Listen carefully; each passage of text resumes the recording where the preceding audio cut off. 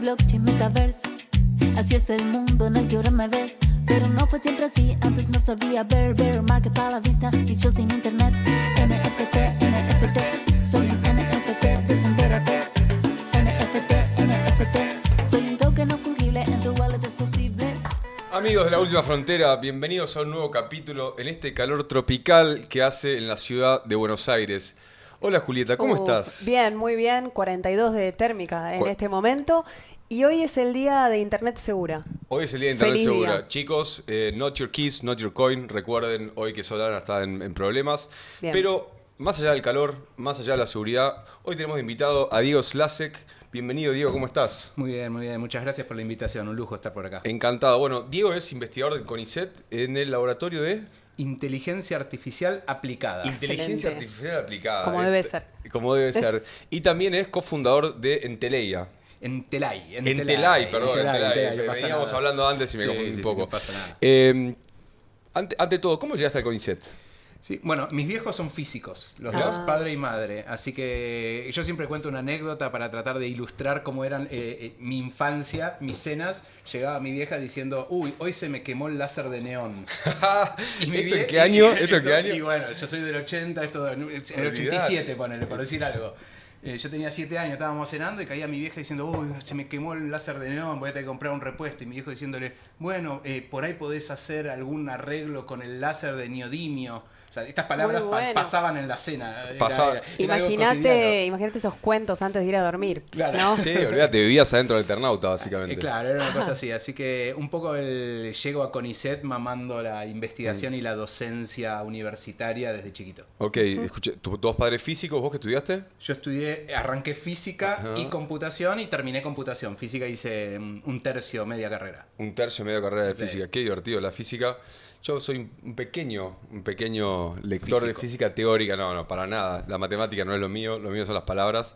Entonces, ¿y en el CONICET cómo arrancaste? ¿Estudiaste física? ¿Estudiaste...? Arranqué Sí. CBC en la CBC. Universidad de Buenos Aires. El CBC es único para todo exactas, entonces no tuve que elegir carrera. Cuando entré a la carrera me anoté en las dos, física y computación, licenciatura en las dos.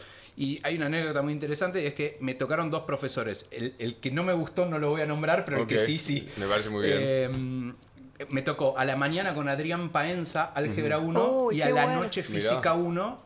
Y entonces yo cursé por un lado con Adrián Paenza, uno de los mejores profesores que tuve en la carrera, y por otro lado un muy mal profesor en física 1 a la noche. Claro. Entonces no me daba el cuero para hacer las dos carreras, había que estudiar mucho, tuve que dejar y dejé la que menos me gustaba, que era física Perfecto. 1 de ese profesor, y lo elegí a Adrián Paenza, que le mando un saludo, que aprovecho Qué para mandar un divertido. Un saludo. gran divulgador, Adrián Paenza, y vos también lo sos. O sea, vi un montón de charlas tuyas y tenés una particularidad que es que sos muy claro al hablar, aún con gente que por ahí no es científica, como nosotros dos. Sí, es algo que me gusta mucho. A mí hay muchas frases asociadas con la divulgación, pero en general se dice que uno entiende las cosas cuando logra transmitirlo en una cena de familia, ¿no? Sí. Entonces, un poco trato de hacer eso, tratar de tener charlas de familia o con gente no técnica tratando de transmitir los conceptos que uno estudia, que a veces son muy técnicos, muy matemáticos y Sí. difíciles de comprender. Sí, esa traducción, ¿no? Al lenguaje mortal, como Sí, yo sí. soy en este caso mortal, pero al lenguaje mortal para que lo podamos entender. Los científicos también somos mortales. Sí, hasta ahí, hasta que se ponen a hablar en tecnicismos que uno no entiende y parece que están hablando en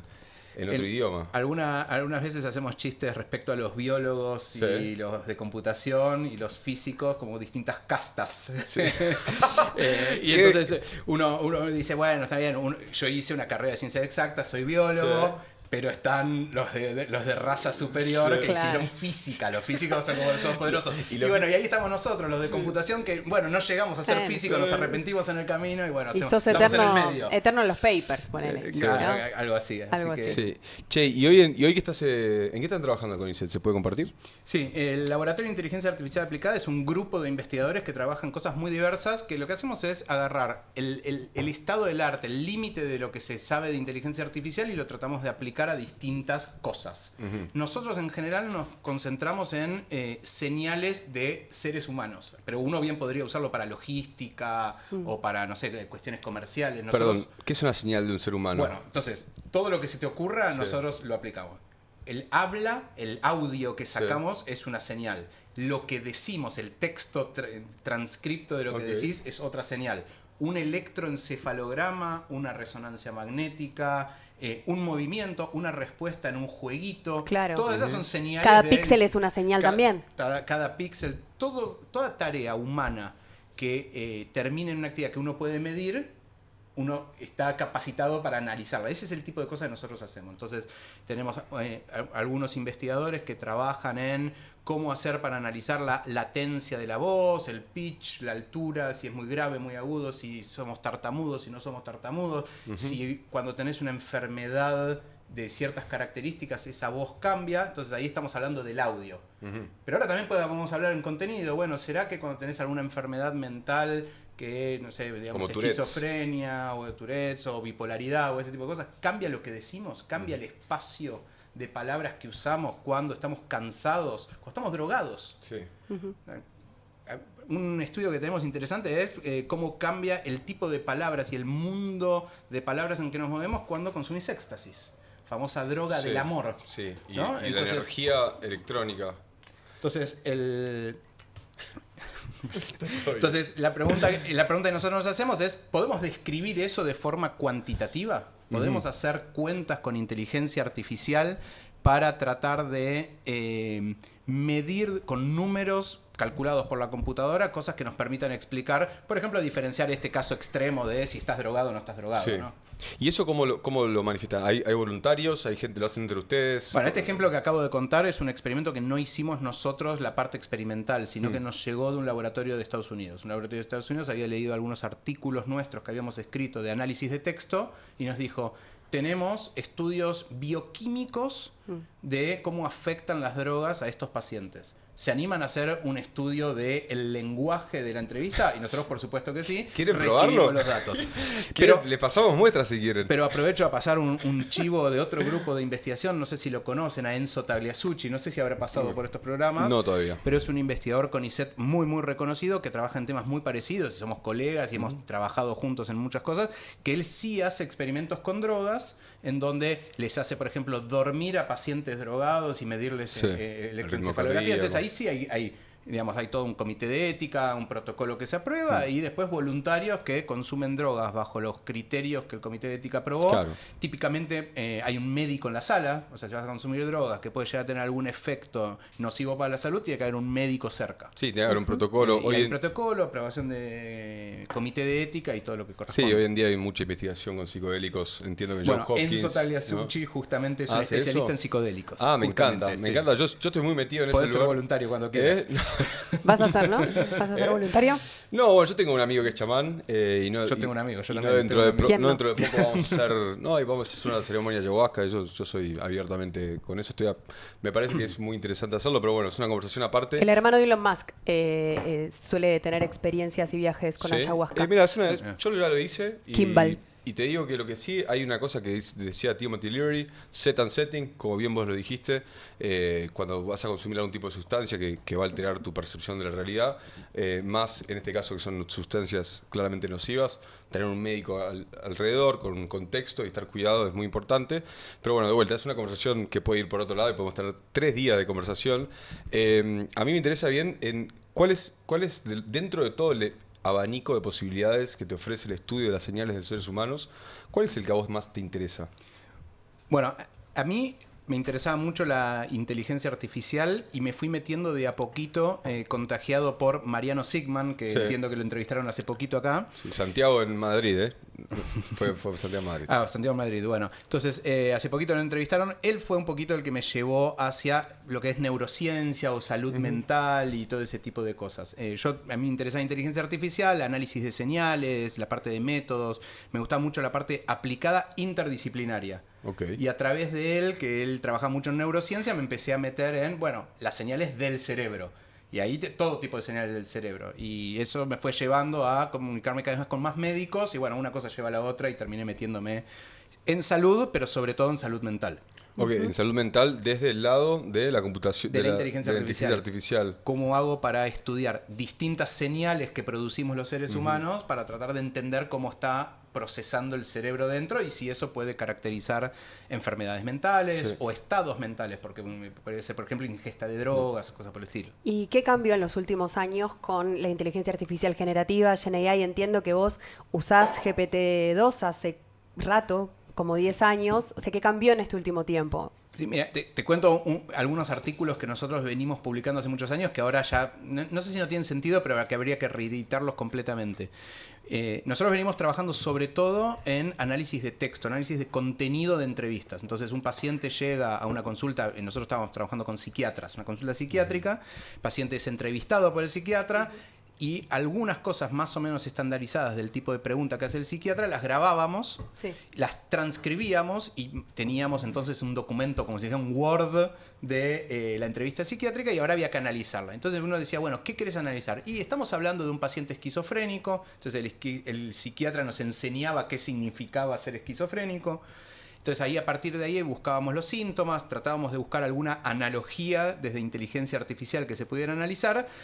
Generábamos algún algoritmo, una especie de receta de cocina de cómo analizar ese texto para tratar de hacer lo mismo que hacía el psiquiatra, intuitivamente bien formado. No digo que sea intuitivo, que cualquiera lo pueda hacer, pero de forma no cuantitativa estrictamente, sino semi-cuantitativa. Bueno, ¿podrá la computadora estimar un numerito que más o menos se parezca a lo que estima el psiquiatra? Y nosotros lo hacíamos literalmente así, hablando con el psiquiatra y tratando de imitar el propio procedimiento que el psiquiatra a veces podía expresar y otras veces nos decía, lo hago así, y era muy difícil. Bueno, entonces uno va generando esos numeritos, esos índices y tratando de llegar a la psiquiatría. Ahora con la inteligencia artificial generativa no necesitas hacer todo eso. Agarrar la entrevista, se la metes a ChatGPT, Bard, cualquiera de esos, y ahora le decís, ¿qué opinás de este texto? Claro. Este es un texto de un paciente psiquiátrico con este diagnóstico, este es un texto de un paciente control que no tiene ningún diagnóstico. ¿Qué diferencia encontrás? Se lo preguntás ahora a ChatGPT. Entonces, estos artículos iniciales que nosotros nos tomábamos el trabajo de hablar con el psiquiatra, calcular un índice que nosotros programábamos, nosotros sabíamos qué estábamos midiendo exactamente. Hoy en día se abre toda una nueva línea de investigación que es, ahora uso a ChatGPT como interlocutor al que le pregunto cómo debería medir las cosas. Y muchas veces te tira fruta también, Por entiendo. supuesto. No sé si la mayoría de las veces. Alucinaciones. Sí, la mayoría de veces tira fruta, pero es una nueva forma de hacer ciencia. O sea, esto hace 2 años era impensado, que uno le tirara los textos y le dijera qué diferencias encontrás. Claro. Bueno, hay un poco, ¿no? Un poco desde el conocimiento de la medicina, pero he ido a muchos médicos, he tenido que pasar algunos tratamientos y entiendo que, calculo que algunas enfermedades pueden ser como A, B, C, tres síntomas juntos, tenés 3 o 4 opciones y tirás por intuición. ¿Cómo vas desarrollando esa ecuación que suma síntomas para llegar a un diagnóstico? Sí, yo soy bastante cauto en usar la palabra diagnóstico. Nosotros lo que hacemos es análisis de señales generadas por humanos con inteligencia artificial y generamos índices y generamos relaciones entre distintos tipos de pacientes, pero me costaría decir que hacemos un diagnóstico. O sea, todavía los médicos, chicos... Está todo bien, no se van a quedar sin laburo dentro de poco. En nuestro caso en particular, en nuestro enfoque es que el diagnóstico lo hace el médico. Nosotros somos un soporte diagnóstico para el médico. Le damos información aumentada, a mí me gusta hablar de inteligencia aumentada al médico, para que el médico después tome la decisión tomando un montón de cosas que no solamente son los datos que vio la computadora. Si la computadora viera absolutamente los mismos datos, todo completo que el médico, podríamos estar hablando de una competencia, si querés, leal, y entonces ahí sí del diagnóstico. Pero computadora no es tal caso. No, Entonces, no te ve, no te oye, no te siente. No, hay un montón de factores que no... eventualmente por ahí llega ese Bueno, momento. Pero hoy, que solo ve una resonancia magnética, Sí. que solo ve un laboratorio de sangre o solo ve una transcripción de una entrevista, lo que hace es inteligencia aumentada. Aunque me Procesa, indexa de alguna manera, lo cuantifica y esa cuantificación va al médico para que en una visión holística pueda tomar la decisión que corresponde. Sin embargo, la inteligencia artificial ayuda mucho en el diagnóstico de tumores malignos y sobre todo en mamografías Absolutamente. también. Eso está muy presente y se está desarrollando cada vez más. Sí, sí, y se usa muchísimo. Pero es importante notar que nosotros hablamos de la inteligencia artificial que está procesando esa señal y está ayudando en el diagnóstico. En algunos casos muy puntuales, y de vuelta, llegar a ese caso puntual implicó pasar por médicos Claro. hasta que es tan chiquitito lo que hay que mirar, en donde la computadora sí puede hacer un análisis que llegue a un diagnóstico. Se puede llegar a un diagnóstico. Hay un caso muy famoso de hace 2 o 3 años, donde la FDA, que es la ANMAT yankee que aprueba los dispositivos médicos, las drogas y todo eso, la FDA por primera vez aprobó un diagnóstico médico totalmente automatizado con inteligencia artificial. Pero era la detección de retinopatía diabética con un equipo particular que te miraba la retina. Claro. O sea, Era súper nicho. Súper nicho, y solo para eso vos podías meter los ojos en una especie de visor y ese visor te decía si tenés retinopatía diabética o no con diagnóstico confirmado. Pero se acabó. No miraba el ojo, no te hacía un análisis de ojo y te daba un diagnóstico. Claro, y entonces, ¿en qué casos o situaciones puntuales la inteligencia artificial puede reemplazar al médico? Hoy y a futuro, ¿no? A corto plazo. A mí, yo trato de bajar. Hay un montón de actividades, tareas que hacen los médicos que son de cuantificación. Esas tareas que son de cuantificación, de ponerle números a las cosas, yo creo que la inteligencia artificial tarde o temprano va a reemplazarlas. O sea, cuando uno va, no sé si alguno de ustedes sufre migrañas, cefaleas o algo por el estilo, probablemente te hayan hecho algún test de calidad de vida alguna vez, que son unas 50 preguntas, demora como 1 hora, que te preguntan cuántas veces no pudiste ir a trabajo por dolor de cabeza y te tuviste que tomar una... Bueno, todas esas cosas son automatizables. La computadora eventualmente va a poder hacerte una entrevista de tu calidad de vida, darte un índice de calidad de vida. Ahora, que vos llegues a hacerte eso implica que vos detectaste que te dolía la cabeza, que no pudiste trabajar, que fuiste a un médico, que el médico dijo probablemente sea migraña. Entonces, todo lo que sea cuantificable por el médico probablemente en algún momento sea reemplazado por inteligencia artificial.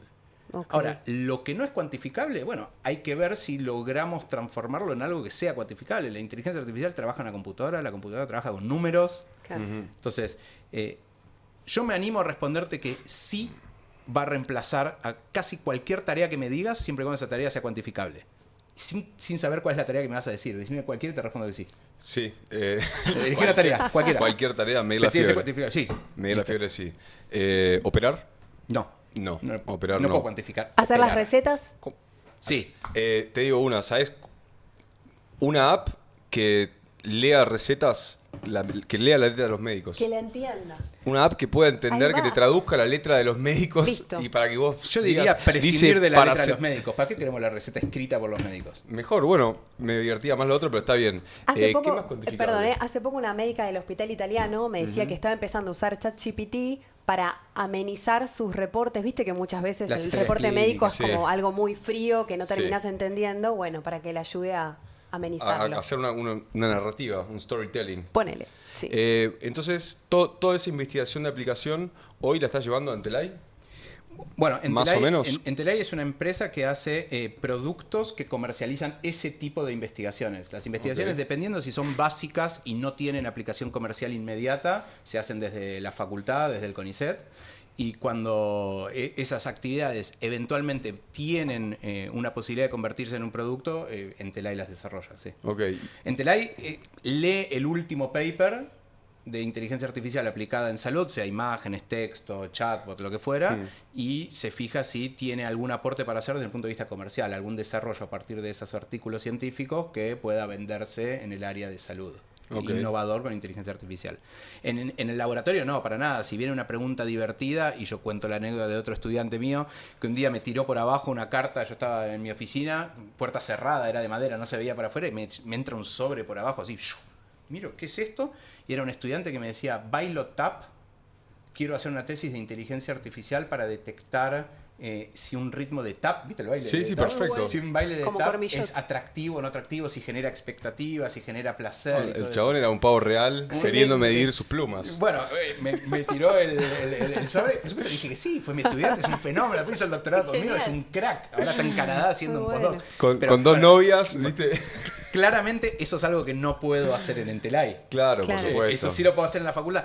Y uno se pregunta, bueno, ¿tiene sentido hacer ese tipo de cosas en la facultad? Bueno, aprendemos un montón cómo hacer para estimar expectativa en series temporales que el cerebro después procesa. O sea, hay un montón de investigación profunda acerca de cómo funciona nuestro cerebro y que tiene implicación directa después en productos y actividades comerciales y no comerciales de investigación muy interesantes. Así que eso se hace desde el laboratorio, ¿no? Un poquito más de libertad académica.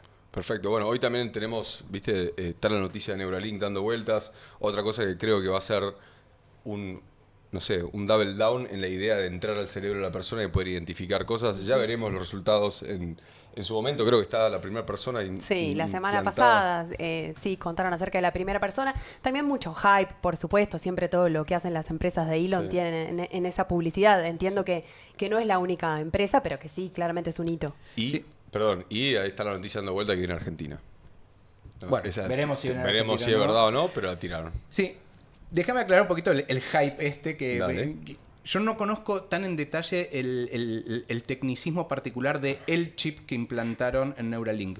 Pero implantar chips en el cerebro, tanto para medir como para estimular, se hace muchos años, décadas diría. Hay una clásica enfermedad, que es la epilepsia, que no es reactiva a las drogas, que no se puede curar con drogas, que muchas veces lo que se hace es se opera.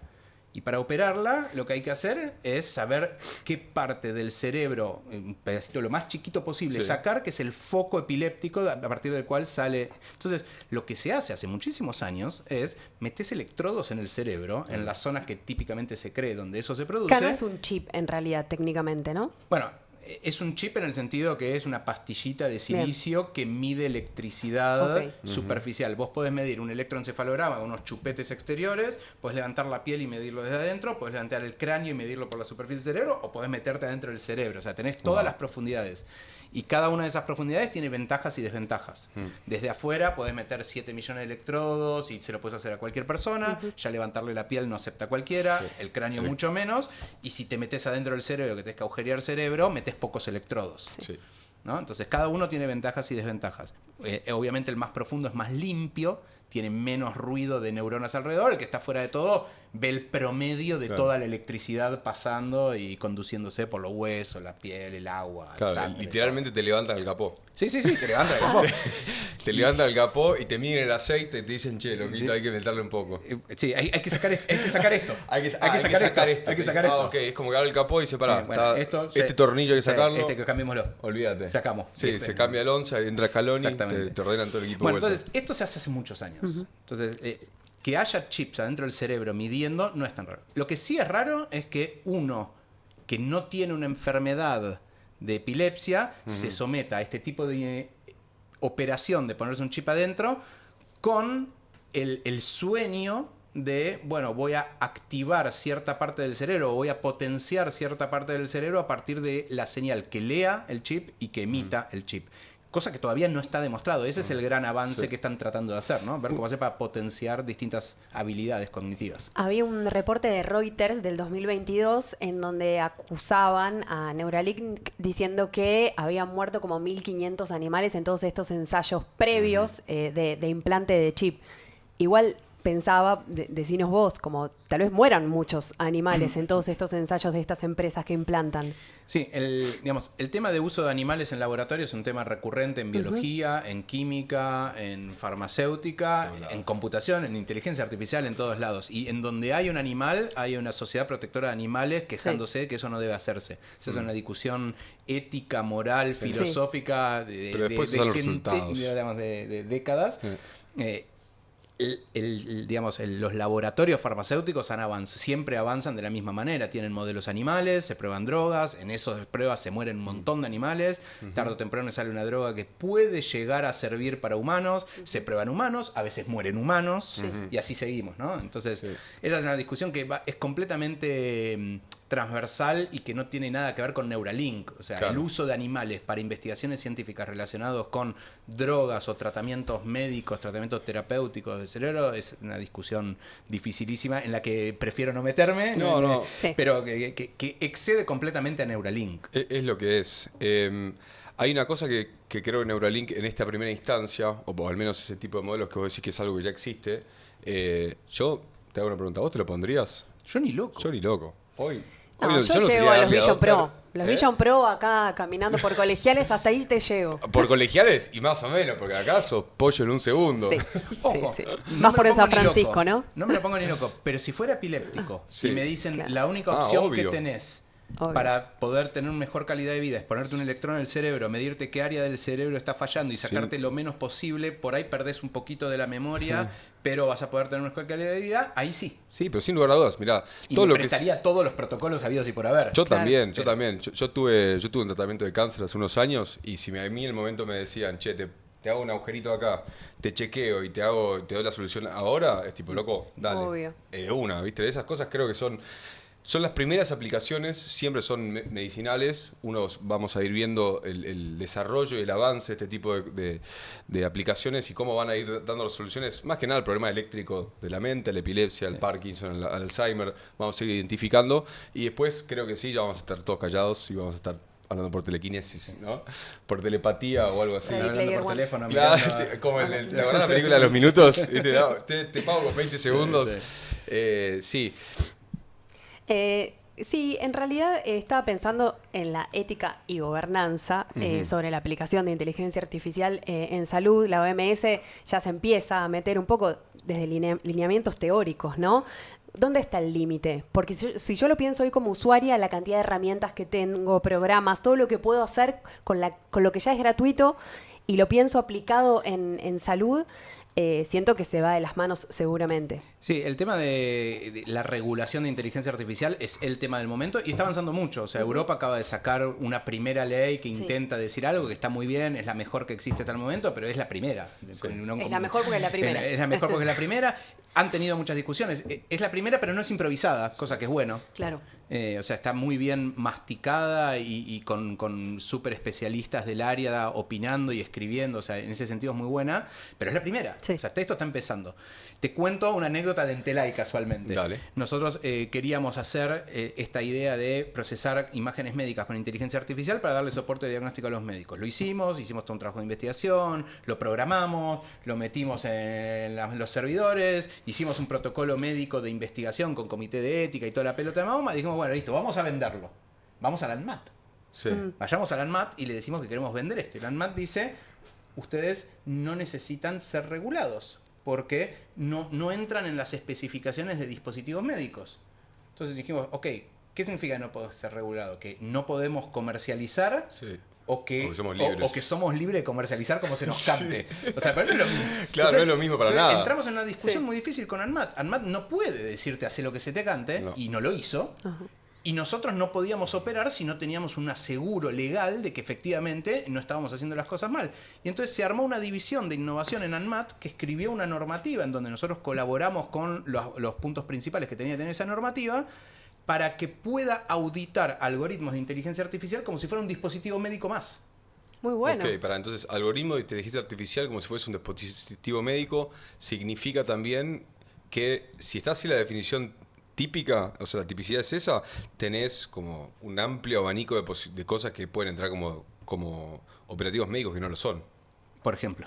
¿Eh? Por ejemplo. Si vos estás haciendo un algoritmo de inteligencia artificial, cualquier chatbot de ChatGPT puede ser, o sea, un asistente legal que vos creas con GPT, Sí. que es un un asistente, bueno, de inteligencia artificial, eso podría entrar como un operativo médico. Sí, el dispositivo... No, a ver, Como dispositivo médico, perdón. ANMAT lo que dice es, si vos usás esa inteligencia artificial con fines de salud, entonces tenés que estar regulado por la ANMAT, te tienen que auditar. Con fines de salud. Con fines de salud. Yo estoy de derecho, entonces las palabras para mí son necesitan ser precisas. Pero entonces ahora, tu ejemplo es muy bueno. Suponete que haces eso. Sí. Y ahora alguien se mete en ese chat y dice, me duele la cabeza, ¿qué me tomo? Sí.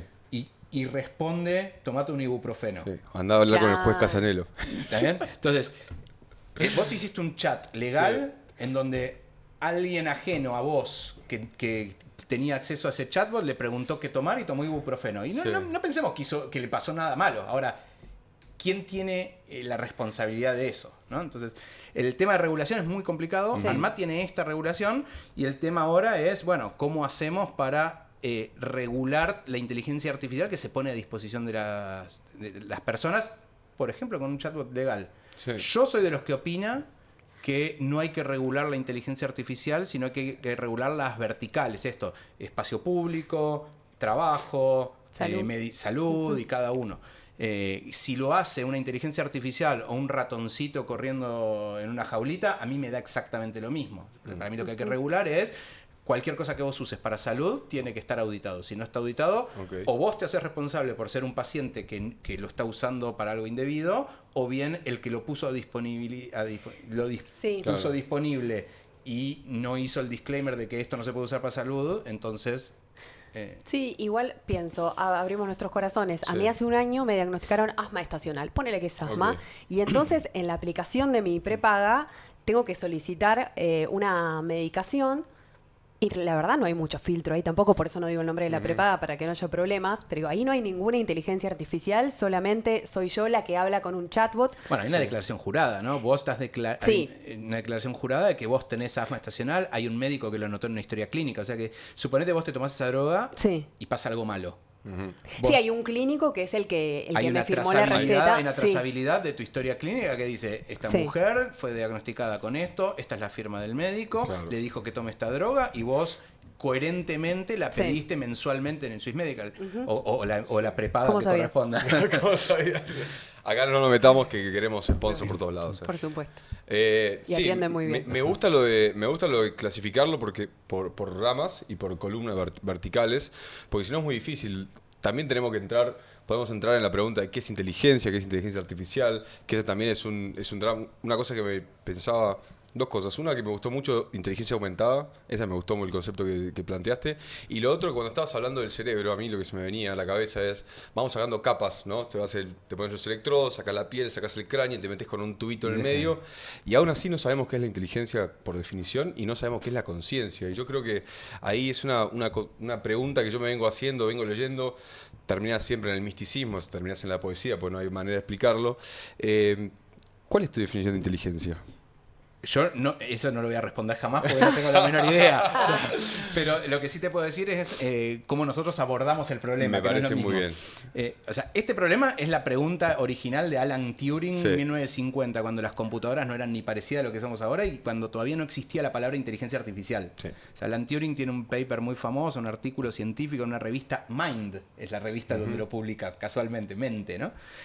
Donde la primera pregunta de ese artículo es, ¿pueden las computadoras pensar? No habla de inteligencia, habla de pensar. Y automáticamente dice, es imposible definir inteligencia, es imposible definir pensar, pensamiento y todo eso. Podríamos hacer una encuesta para llegar a una especie de definición promedio, pero nunca estaríamos todos de acuerdo con esa definición. Entonces, vamos a suponer que el acto que hace el ser humano, que es distintivo nuestro, es el pensamiento. Y entonces, si una computadora puede imitar al ser humano, entonces es inteligente o puede pensar.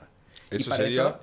eso es el planteo de Alan Turing para evitar responder lo mismo que vos me acabas de preguntar a mí. Sí. Así que si Alan Turing evitó la pregunta, yo también la voy a evitar. Entonces, pero el abordaje es un poco eso. Más que definir pensamiento es qué tarea que requiere pensamiento o qué tarea que requiere inteligencia vos te imaginás que te gustaría que la computadora pueda hacer. Diego, pero si tenemos que hacer la inteligencia humana versus la inteligencia artificial que tanto se usa, tan clickbait, podemos pensar que la inteligencia artificial no tiene conciencia y en el sentido también de que la máquina no está pensando lo que va a decirme en una conversación con ChatGPT y yo sí. Yo estoy aceleradísima, pensando inclusive las 3 próximas preguntas que le voy a hacer. Bueno, conciencia e inteligencia son términos distintos, ¿no? Si vamos a hablar de inteligencia, hay un concepto bastante bien definido en lo que se llama, en computación, en inteligencia artificial, se llama inteligencia artificial angosta, narrow o general. Cuando hablamos de inteligencia artificial narrow, hablamos de inteligencia artificial que resuelve una tarea muy específica, que es reconocer caras. O reconocer si 2 personas que están mirando en distintas posiciones, con distintos objetos o lo que fuera, son la misma persona en 2 fotografías distintas o no. O entender una poesía y decir si es una poesía de amor o de terror. No sé, cualquier cosa que uno se plantee medir como ser humano, ver si la computadora puede medirlo. Eso se llama inteligencia artificial angosta, narrow. Ahora, la inteligencia artificial general es, bueno, cuando la computadora pueda integrar todas las inteligencias narrow, cada una por separado, y pueda tener una inteligencia que se ajuste a lo que esté pasando. Y lo que esté pasando es tener una conversación, lo que vos acabas de decir. Entonces, lo que es inteligencia artificial angosta, específica, narrow, ya está resuelta. Elegí el problema que quieras, si no está resuelto hoy, va a estar resuelto mañana. Claro. ¿No? Estamos ya eso está... El avance de eso es exponencial a una velocidad absolutamente incontrolable. Entonces me decís, bueno, todavía no puede jugar al ajedrez. Bueno, listo, le ganó a Kasparov. Todavía no le puede ganar al Go. Bueno, le ganó a Isidore. Bueno, todavía no sabe hablar en lenguaje natural. Bueno, apareció ChatGPT. Elegí el problema que quieras. O sea, tarde o temprano llega. Entonces, ese problema, entre comillas, está resuelto. Bien. Ahora, la inteligencia artificial general no solamente no se está hablando resuelto, mucho del tema ahora, sino que tampoco está bien definido. ¿Qué significa que ahora una inteligencia artificial sea general?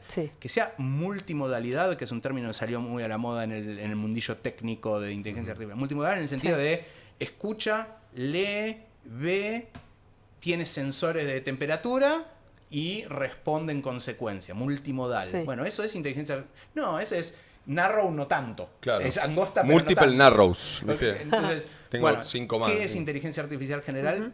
Todavía no está bien definido, porque todavía no está bien definido inteligencia, conciencia. Es aquello que llamamos inteligencia artificial general lo mismo que conciencia, libre albedrío. Bueno, esa es otra pregunta de otra vuelta. Pregunta. Libre albedrío ya estamos yendo esto lejísimos. Es un asado ya. Sí, olvídate, esto ya nos metimos deep filosofía. Libre albedrío ya es una cuestión de Dios o no Dios. Ya es una pregunta más. ¿Cuán lejos está libre albedrío de conciencia? Yo no sé si me animo a responder esa pregunta. Soy el entrevistador ahora. Sí. ¿Cuán lejos está el libre albedrío de la conciencia? Mira, yo soy más determinista.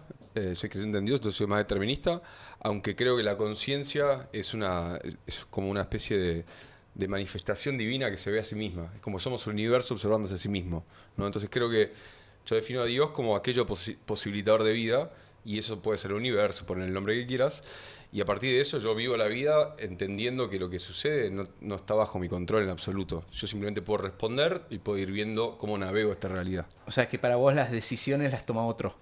Para mí, otro las toma Dios. Para mí no hablemos de otra persona. Sí, para mí la metáfora que mejor encontré, para mí es un partido de truco. Te toca una mano, vos podés jugar esa mano, y esa mano le toca también a los que juegan con vos, más o menos. Y vos jugás la mano y la podés jugar bien o mal, y esa mano dura una determinada cantidad de tiempo y cada tanto se te vuelve a dar otra mano. Pero el orden, ¿quién la eligió? El orden es Dios, yo no soy yo. A mí me tocan las cartas, ¿viste? El mazo es Dios y a mí me tocan las cartas. Y esas cartas a veces gano, a veces pierdo, a veces empato, a veces me toca perder poco, a veces me toca ganar mucho, a veces me toca empatar. Y yo creo que tengo 31 años, no tengo tanto, pero me han pasado cosas, y lo que voy viendo es justamente que cuanto más quiero controlar las cosas, menos me salen, y cuanto más las dejo naturalmente suceder, más las puedo aprovechar. Bueno, pero ahí hay un libre albedrío, que es dejar que las cosas sucedan, ¿no? Vos elegiste... Sí, pero ¿hasta qué punto lo elijo si cuando trato de ir en contra del libre albedrío, o sea, cuando un camino me hace más difícil la navegación de la realidad? No sé qué tanto lo estoy eligiendo. Vamos al ajedrez, Diego. Vos que te gusta tanto. Ya lo metimos re profundo. Es un poco eso, ¿no? Es un juego de ajedrez. Del humano versus la máquina. Bueno, el ajedrez ha sido si querés, el juego o el deporte o un escenario experimental clave en inteligencia artificial desde los orígenes. O sea, uno de los primeros motores de ajedrez que jugaba con la computadora era de Alan Turing. Sí. El más conocido es el de Shannon, de unos años después, pero también estaban ahí. Claro. Y el hito paradigmático de eso es la famosa partida de Deep Blue contra Garry Kasparov en 1996. Sí. El ajedrez siempre ha sido un escenario de estudio de la mente humana y ahora de la inteligencia artificial. Y nosotros en el laboratorio hemos usado mucho eso, más en el último tiempo que se han masificado los servidores públicos y entonces ahora la disponibilidad de partidas de ajedrez online que uno se puede bajar y analizar es astronómica. Sí. Te escuchaba que hay como 7 millones de servidores de ajedrez. Sí, o sea, debe haber más en este momento. Te puedo tirar unos números que son muy impactantes. O sea, Por vos favor. te bajás una base de datos de ajedrez vieja de hace 10 años y tiene 1 millón de jugadores, 1.000 millones de partidas, 100.000 millones de decisiones tomadas. Claro. Entonces, imagínense un laboratorio que trabaja en toma de decisión a la vieja escuela, que tiene que hacer un experimento, llevarlo adelante, traer sujetos experimentales al laboratorio que respondan y decir, bueno, listo. Basado en estas 1.000 decisiones, saca una conclusión. Yo con 1.000 decisiones no empiezo ni a trabajar. O sea, yo acabo de decir 10.000 millones de decisiones. O sea, se abre un nuevo abanico de experimentos masivos que arrancó. Esto ya no es nuevo, ¿no? Esto ya tiene unos casi 20 años, 15 años. Que la masificación de Internet y algunos... la disponibilización de un montón de repositorios públicos, que es la palabra que se usa, disponibiliza esto. Facebook también con el tema de las fotos, cuando empezaron a salir las bases de datos de fotos de gente. La gente etiqueta porque le gusta etiquetar. Ahora se usa menos Facebook, pero en ese momento se usaba un montón. 20 años cumplió. Sí. Por eso. 20 años. ¿Te parece mucho o poco? Que 20 años no es nada, dice el tango. ¿No? Bueno, un paréntesis. Volver, no, el tango, volver de Gardel, pará, 20 años no son nada, ni importalo. Entonces, Facebook en algún momento empezó a liberar, o aunque no la libere, aunque lo hiciera por sí mismo, había una base de datos de millones y millones de personas que manualmente se tomaban el trabajo de decidir quién era la persona que estaban viendo. Le estaban haciendo Después un servicio es un a servicio a la inteligencia artificial, pero artificial. como nunca. Hoy en día parece más obvio. Hoy cualquiera de nosotros piensa un experimento y dice, ok, ¿cómo hago para hacer esto web? Así lo subo a un servidor, lo desparramo entre mis seguidores de Instagram. ChatGPT. Y sale andando.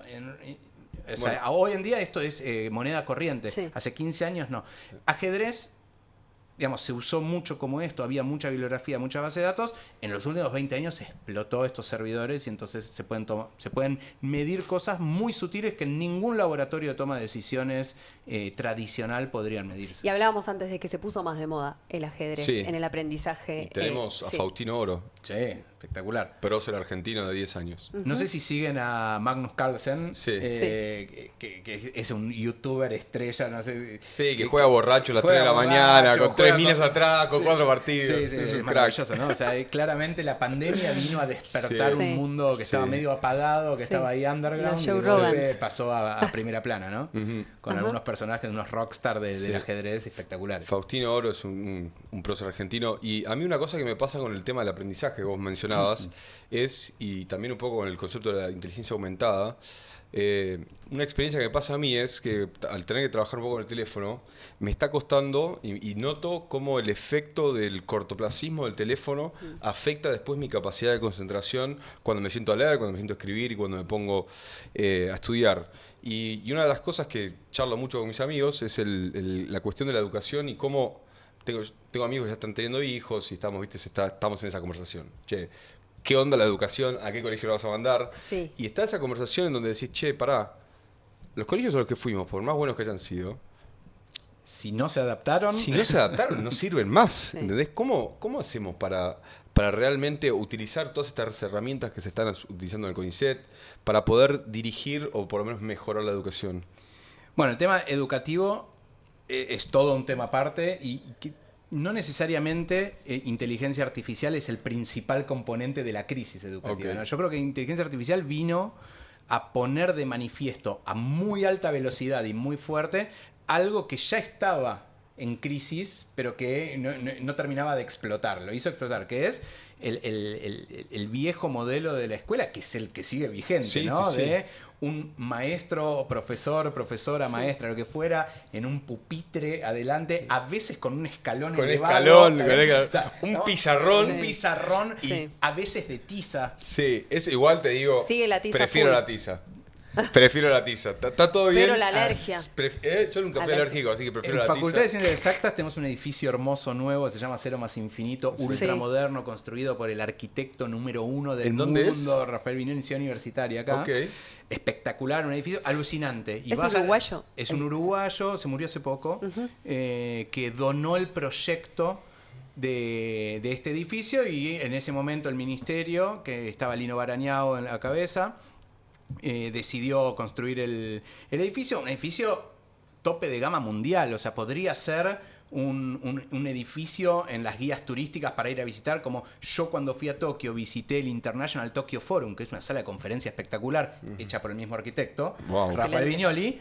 Bueno, ¿por qué no cuando venís a Buenos Aires y visitas el Obelisco también visitas el Cero más Infinito, ¿no? O sea, es ese nivel de Excelente. edificio. Ok. Bueno, pero vos vas a las aulas y tenés la sala de computadoras muy lindas, las aulas hermosas con paredes acustizadas, bancos espectaculares, pizarrones de marcador, y de golpe hay un par de aulas con pizarrones de tiza. Sí, yo. Y ahí respondo repito lo que vos dijiste, hay profesores y profesoras que dijeron que para dar clase es mejor la tiza. Es mejor la Mirá. tiza. Es mejor la Yo me metí en un momento en la época del mundo de los profesores, así el rabbit hole de entrevistas, y no solamente hay una línea de profesores que le gusta la tiza, sino un determinado tipo de tiza. Hay como una marca de tiza en el mundo académico yankee que se dejó de producir y los tipos se fueron comprando como cajas y cajas porque no sé qué sensación le daba, pero sí, es como el, no sé, es como el tipear o escribir a mano. Estás un poco en el medio, ¿no?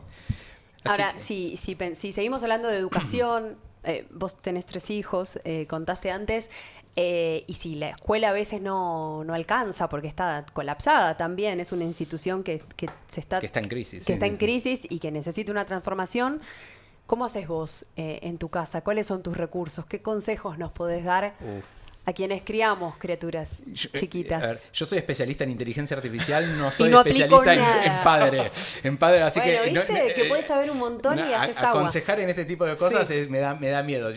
Yo cuento cosas que yo creo y actúo en consecuencia.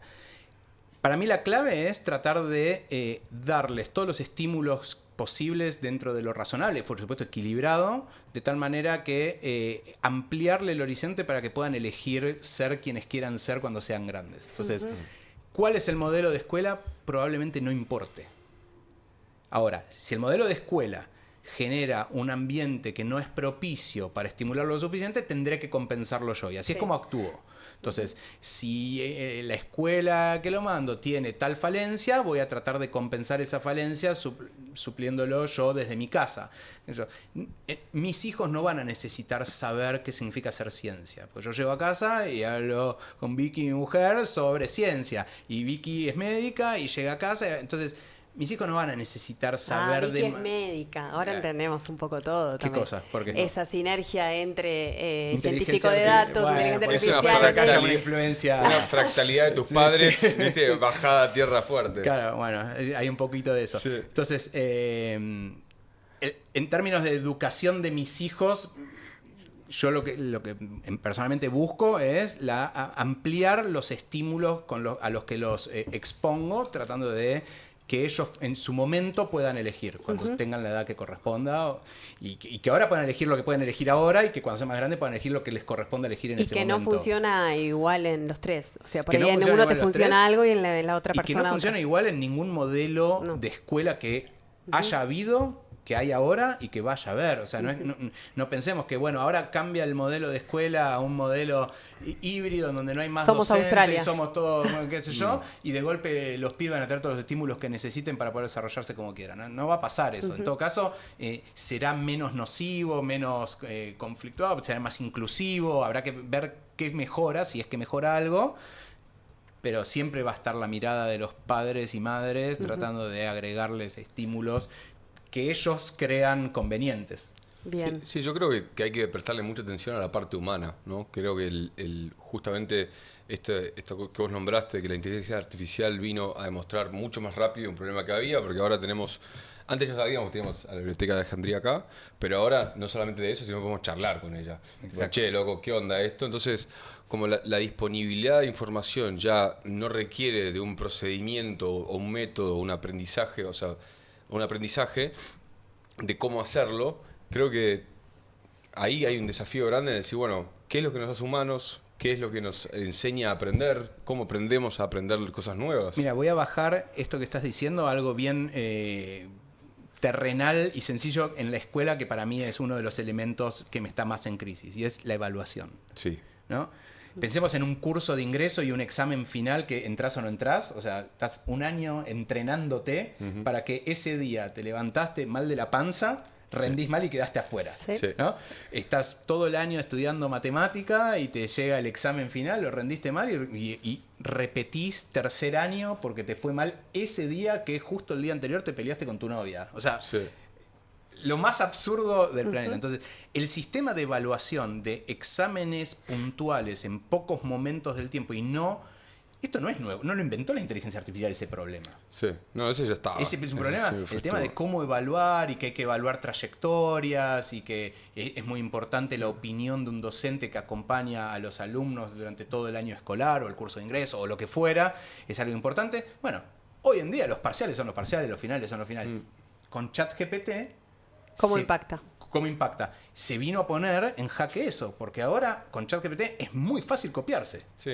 Es muy fácil preguntar algo que no sabes y que no se den cuenta que lo estás preguntando. Nadie va a poner un bloqueador de señal, nadie va a pedir que pongan todos los celulares en una caja porque alguien puede llevar los celulares. Todo eso es ridículo. Entonces, la inteligencia artificial no vino a romper el sistema educativo. El sistema educativo estaba en crisis, estaba en discusión. Esto que yo acabo de decir se discute hace 50 años. Sí.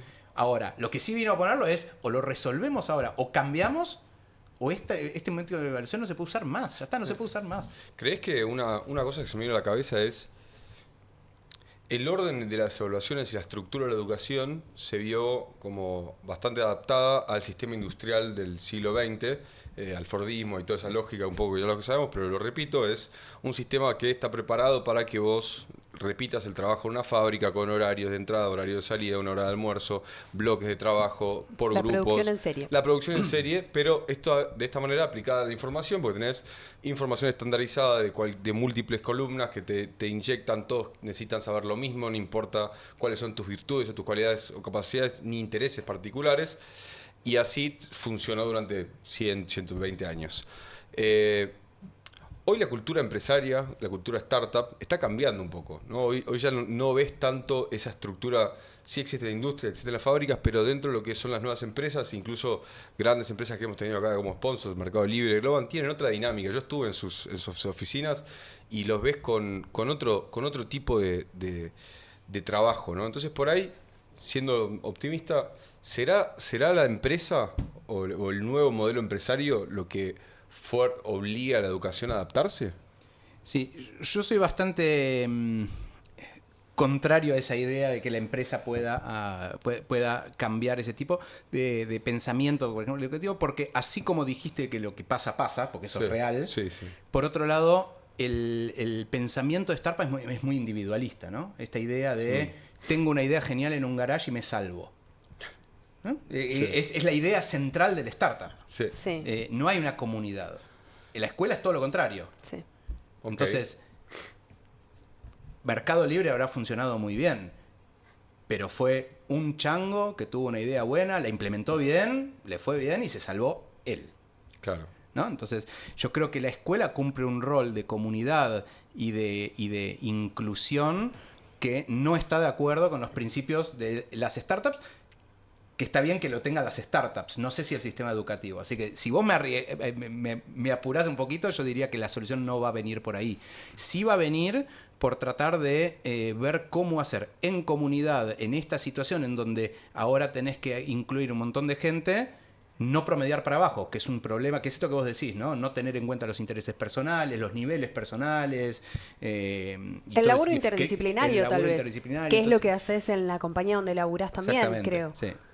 Pero yo creo que no no arriesgaría que la filosofía de funcionamiento de las startups sea una posible solución para la educación, sino todo lo contrario. Yo creo que sería mucho más caníbal una educación pensando en, entre comillas, sálvese quien pueda, o hagamos una meritocracia extrema de a ver a quién es el que hace la mejor implementación o el mejor resultado educativo. Sí. Yo creo que sería muchísimo peor.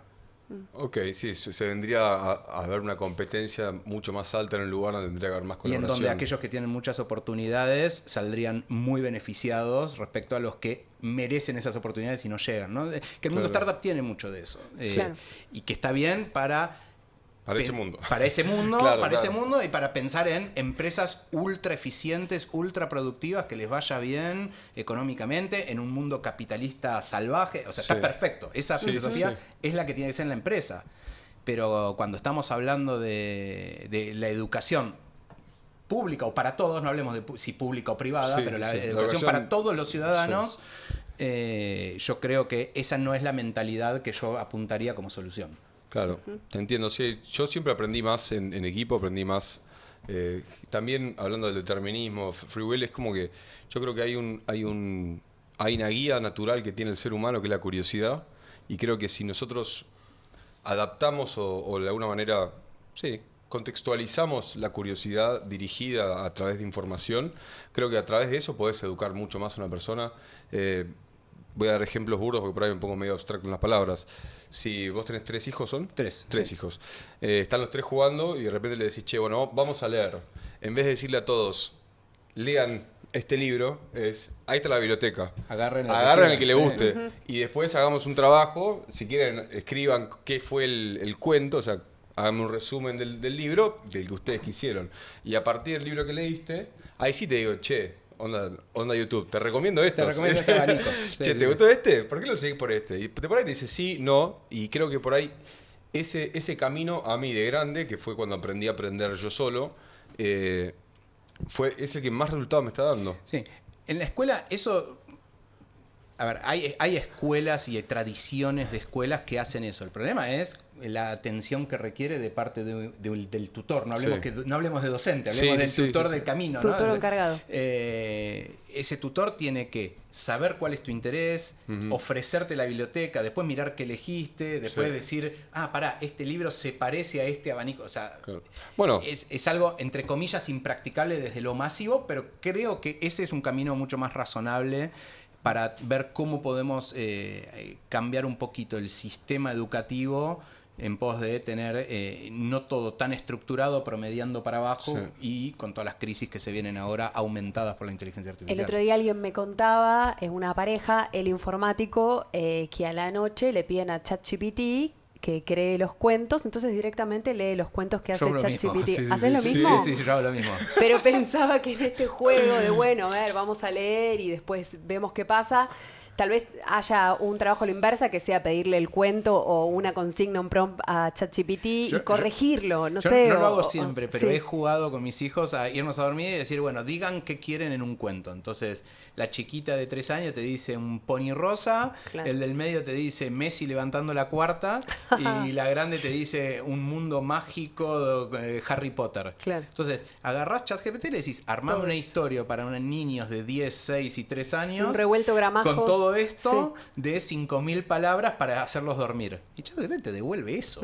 Y está bien. O sea, es un cuento promedio, sin ninguna cosa medio estrafalaria. Sin un mensaje profundo, pero funciona. Pero lo duerme. Tal vez supera el que, pero duerme. Supera el que uno inventa la noche, ¿viste? Que ya estás ahí medio dormido. Mis hijos en general prefieren que o les lea un libro o leer ellos un libro, pero cada tanto hacemos esto y es un proceso creativo divertido. A veces yo voy leyendo párrafos y les invento algo en el medio, pero es un proceso divertido en donde usamos la creatividad, y es la palabra que uso a propósito, la creatividad de la computadora para esta situación muy cómoda, muy que puntual, es de inventarles un cuento. O sea, las máquinas chicos son creativas. Yo no tengo ninguna duda. Yo digo que sí, sin ninguna duda, y por eso usé esa palabra. Sí, y eventualmente si tienen conciencia, yo las quise, nunca las traté mal. Yo nunca pateé una Windows 95. Sí, igual lo que veo que estás haciendo vos es algo que puede ser incluso hasta utilizado a gran escala, que es crear asistentes. ¿no? Creas un asistente de ChatGPT, ya que el teléfono, la computadora es una realidad para todos. Apuntás a una manera, a un asistente de ChatGPT que sea como la persona con la que el individuo converse en esa búsqueda del libro y preparar al profesor para poder, viste, tener esa información ya como filtrada. Es como que está por ahí, no lo veo tan lejos. Sí, hay un grupo de investigación muy famoso en este área justamente de Carnegie Mellon, una universidad en Estados Unidos muy buena, que viene estudiando esto hace un montón. Lo que hicieron fue armar un modelo de cerebro, pero desde el punto de vista abstracto, no pensemos en neuronitas conectándose, Sí. ¿no? De módulos de cognición, por decirlo rápido. Y entonces, para cada uno de esos módulos de cognición y de cómo se conectan, hacer lo que se llaman asistentes virtuales o cognitive tutors, tutores cognitivos, en donde esos asistentes saben o tienen definido más o menos cómo funciona el aprendizaje de esa habilidad cognitiva ultra chiquitita, y entonces usar la inteligencia artificial y todo eso para medir tu avance sobre esta habilidad en función del modelo cognitivo subyacente, y entonces hacerte evolucionar, ir aprendiendo, qué sé yo. Uno muy famoso es de fracciones. El módulo cognitivo, que es aprender fracciones.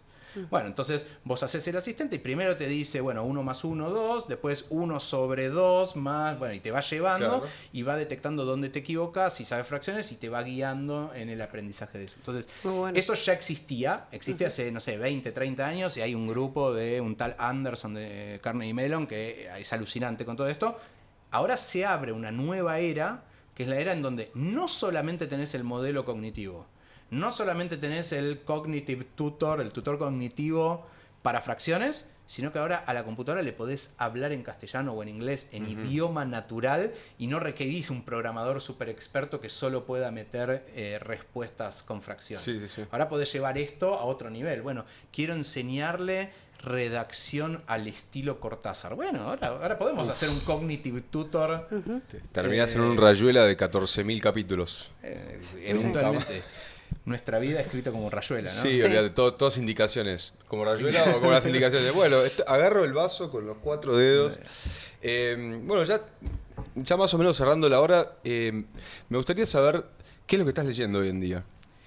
Yo leo muchos artículos científicos de lo último que está pasando en inteligencia artificial, y en el último tiempo estuve leyendo bastante de divulgación científica relacionado con estos temas. Hablamos antes de que empezara el programa no me acuerdo si hablé con vos o con... Puede ser. Pero con otra persona. Yo me lo soy dijo otra múltiples persona. personas al mismo tiempo igual. Fue una conversación anterior. De Yuval Harari, que es un filósofo, historiador, muy estudioso de cómo las tecnologías impactan en la sociedad. Entonces estuve leyendo eso hace unos años. Homo Deus. Lo leí hace unos 2 o 3 años. Estuve leyendo uno que se llama Blink también, que es sobre el cerebro. El de Kahneman.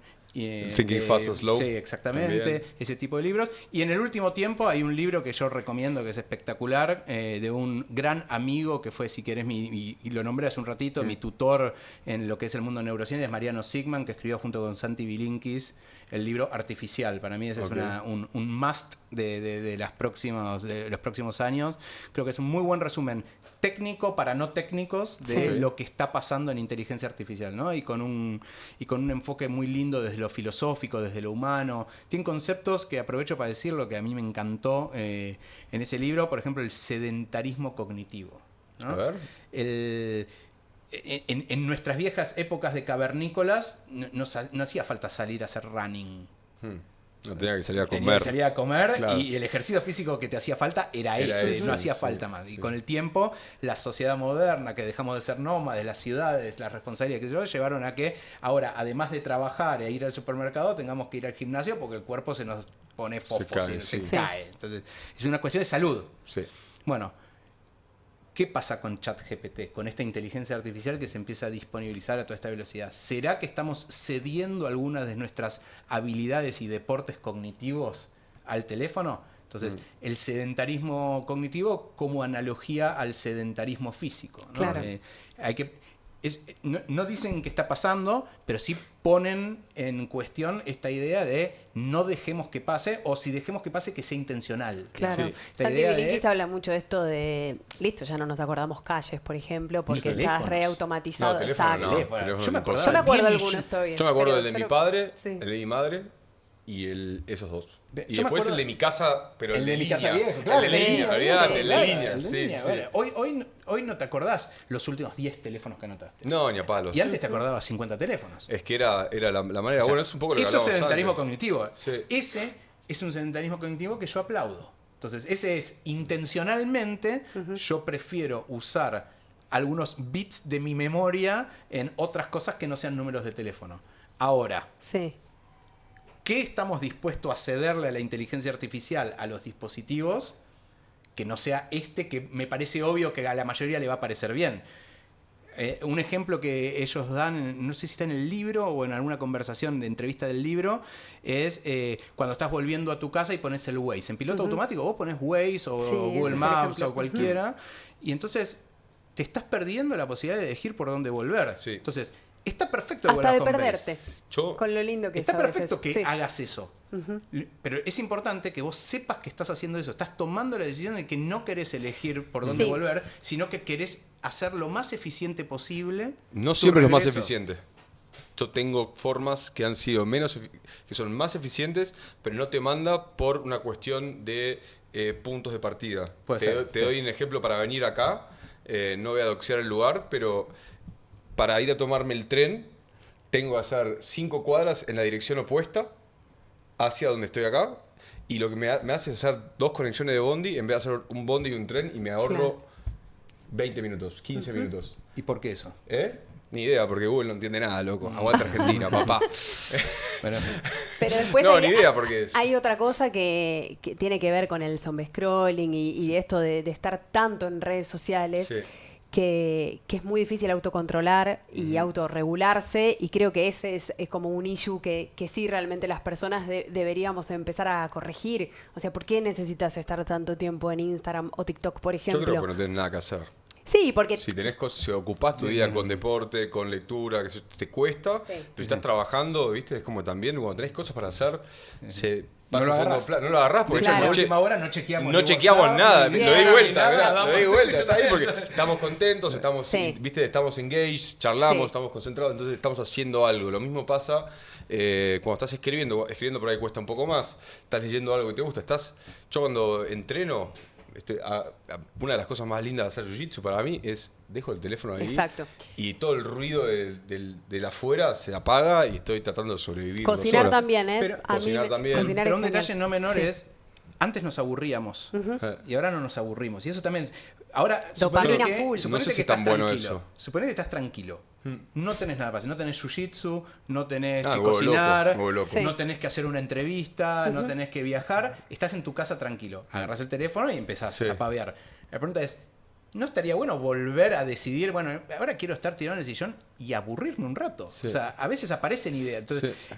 también es, no por tratar de zafar, de scrollear en el teléfono, pasemos a la hiperactividad y que la única manera de no scrollear sea haciendo algo, ¿no? Yo creo Sí. que el sedentarismo cognitivo también pasa por ahí, de uno lograr tener control sobre eso. Sí. Yo no soy tan adicto a scrollear en las redes, pero es claramente el problema del momento. Yo tengo picos y valles. Yo tengo picos y picos, valles sí, también. tengo re. picos y valles ¿Ahora cada en qué tanto. momento estás? ¿Eh? ¿En qué momento Ahora estás? estoy bajando del pico. Bajando, o sea, Sí. estuviste- En lo discursivo Estuve se nota. metido a la Sí. full. Sí, Te ataco. sí. Es más, los últimos 4 días estaba bajando el pico, no subí nada a ningún lado, me fui, ¿viste?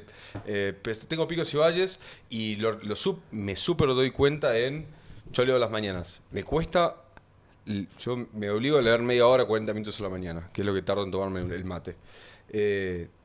Cuando estoy en picos o en subida de consumo, Sí, no lees. me cuesta, o sea, me quiero ir del libro, ¿me entendés? Sí. Estoy despierto y me quiero ir del libro, quiero Claro. agarrar el teléfono, quiero saber que estoy en ese lugar y soy muy consciente. ¿Querés entonces- comer pan? ¿Eh? ¿Querés comer pan? Sí, no como mucho pan, pero es la misma lógica, ¿viste? Che, ¿dónde hay un platito de Sí, pasta? sí, sí. Entonces, Dame un chocolate, dame un como chocolate. yo me pongo la métrica física real de un termo de mate. Yo hasta que no me termine el termo, no puedo agarrar el teléfono.